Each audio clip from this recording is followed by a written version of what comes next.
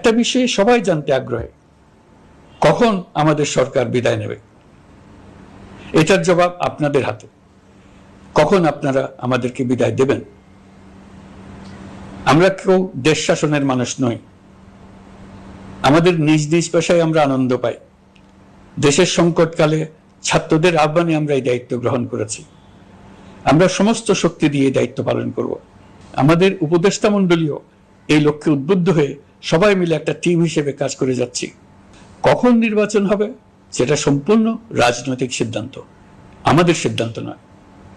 দেশবাসীকে ঠিক করতে হবে আপনারা কখন আমাদেরকে ছেড়ে দেবেন।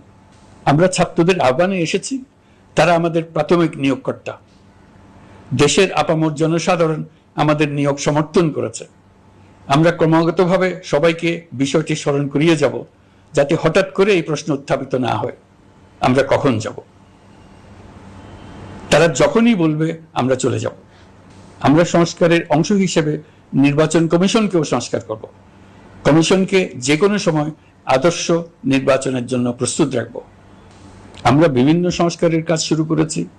দেশবাসীকে অনুরোধ করব একটা আলোচনা শুরু করতে।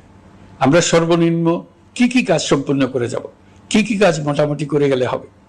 এই আলোচনার মাধ্যমে আমরা একটা দিক নির্দেশনা পেতে পারি।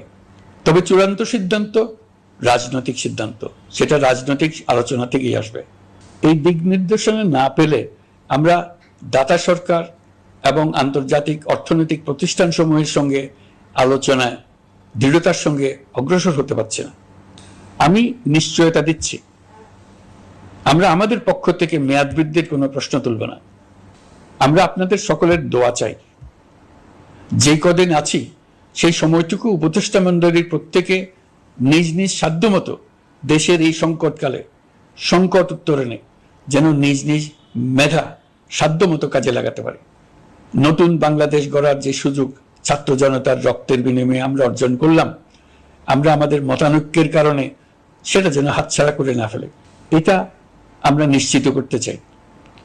এই সুযোগ এবার হারিয়ে ফেললে আমরা জাতি হিসেবে পরাজিত হয়ে যাব।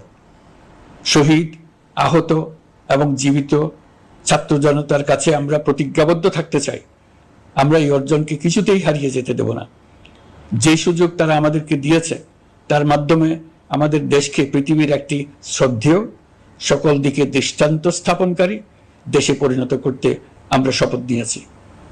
সবশেষে আবারও আমাদের দেশের সকল মানুষ, শিশু, কিশোর কিশোরী, তরুণ তরুণী, বয়স্ক, বৃদ্ধ, নারী, পুরুষ সবার কাছে দোয়া চাইছি যেন আমরা আমাদের সকলের স্বপ্ন বাস্তবায়নে সফল হই। আল্লাহ আমাদের সহায় হন, আমাদের সবার মঙ্গল করুন।